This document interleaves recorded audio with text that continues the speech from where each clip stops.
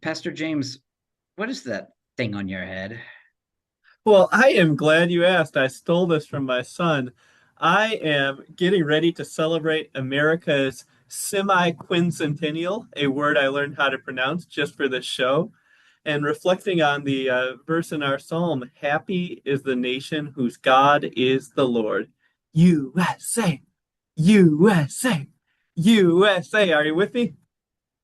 I love my country, Pastor James, but do us all a favor and please give that hat back to your child. At Because the your end of the hat show. your hat is nice, but your theology is messed up. What? Well, So explain to me, where did I go wrong? I've seen this on every church sign for the last 3 months. Blessed is the nation whose God is the Lord. God's talking about America. Am I right, Pastor Chris? God is that verse is very definitely not talking about America, Pastor James. That verse was written thousands of years before America existed. So So, so what is it talking about if it's not for my 4th of July celebrations? when the verse was originally written, this verse was about the ancient people who called themselves Israel and then later Israel and Judah. They meant them. They meant themselves and pretty much exclusively themselves because there was only really one nation whose God was the Lord. The surrounding nations worshipped other gods. What?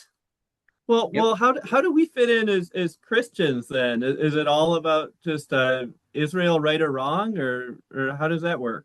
So, I mean, I at least rest on the traditional interpretation that the church has taken when it reads these parts of the what we call the Old Testament, right? So when I read blessed or happy is the nation whose God is the Lord, I know that we as the church are happy or blessed. That word can be in Hebrew can be translated either way, happy or blessed.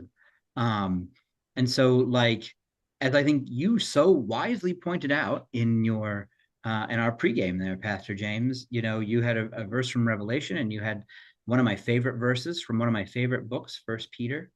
Um, and in Revelation, it's every people, nation, tribe, and language, or it's folks from every people, nation, tribe, and language worshiping at the throne and worshiping the Lamb.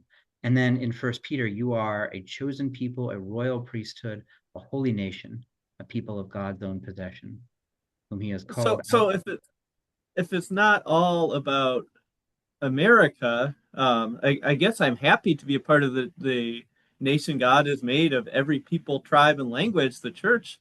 Um, but can I still be happy to be an American? Can I still celebrate the semi-quincentennial? Can I still wear this hat? Absolutely. You can, although, I mean, it is really a ridiculous looking hat, Pastor James. I Oh, just want you to know. And it really does not go with the rest of your getup. But to be clear, you know, I said at the beginning and I meant it. I love my country. yeah, me And too. there's nothing wrong with loving your country. You know, there are times when I wish my country lived up to its ideals better, both in its history and in its present.